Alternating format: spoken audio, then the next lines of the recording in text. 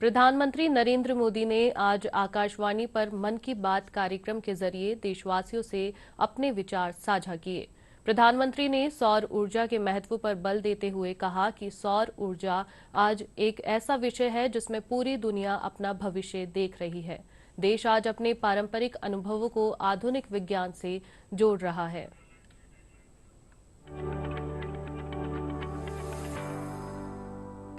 भगवान सूर्य की उपासना की बात की, तो क्यों न सूर्य उपासना के साथ साथ आज हम उनके वरदान की भी चर्चा करें।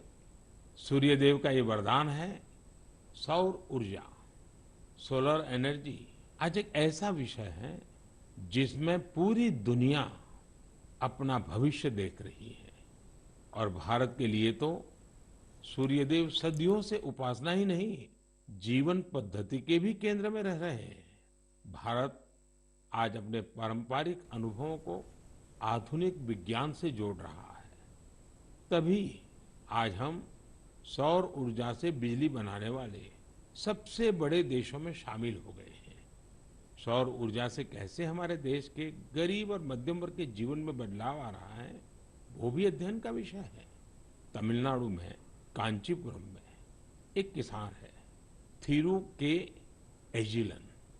इन्होंने पीएम कुसुम योजना का लाभ लिया और अपने खेत में 10 हॉर्स पावर का सोलर पंप सेट लगवाया।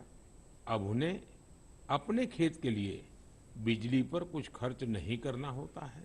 खेत में सिंचाई के लिए अब वो सरकार की बिजली सप्लाई पर निर्भर भी नहीं है। वैसे ही राजस्थान के भरतपुर में पीएम कुसुम योजना के एक और लाभार्थी किसान हैं कमलजी मीणा। कमल जी ने खेत में सोलर पंप लगाया जिससे उनकी लागत कम हो गई है। लागत कम हुई तो आमदनी भी बढ़ गई। कमल जी सोलर बिजली से दूसरे कई छोटे उद्योगों को भी जोड़ रहे हैं। उनके इलाके में लकड़ी का काम है, गाय के गोबर से बनने वाले उत्पाद हैं, इनमें भी सोलर बिजली का इस्तेमाल हो रहा है। वो 10-12 लोगों को रोजगार भी दे रहे हैं। यानी कुसुम योजना से कमल जी ने जो शुरुआत की उसकी महक कितने ही लोगों तक पहुंचने लगी है। साथियों, क्या आप कभी कल्पना कर सकते हैं कि आप महीने भर बिजली का उपयोग करें और आपका बिजली बिल आने के बजाय आपको बिजली के पैसे मिले? सौर ऊर्जा ने ये भी कर दिखाया है। प्रधानमंत्री ने कहा कि भारत के वैज्ञानिकों ने न सिर्फ स्वदेशी टेक्नोलॉजी विकसित की है बल्कि आज इसकी मदद से एक साथ दर्जनों सैटेलाइट अंतरिक्ष में भेज रहा है। इस लॉन्चिंग के साथ भारत ग्लोबल कॉमर्शियल मार्केट में एक मजबूत प्लेयर बनकर उभरा है। दिन पहले आपने देखा होगा भारत ने एक साथ 36 सैटेलाइट्स को अंतरिक्ष में स्थापित किया है। दिवाली से ठीक एक दिन पहले मिली ये सफलता एक प्रकार से ये हमारे युवाओं की तरफ से देश को एक स्पेशल दिवाली गिफ्ट है। इस लॉन्चिंग से कश्मीर से कन्याकुमारी और कच्छ से कोहिमा तक पूरे देश में डिजिटल कनेक्टिविटी को और मजबूती मिलेगी।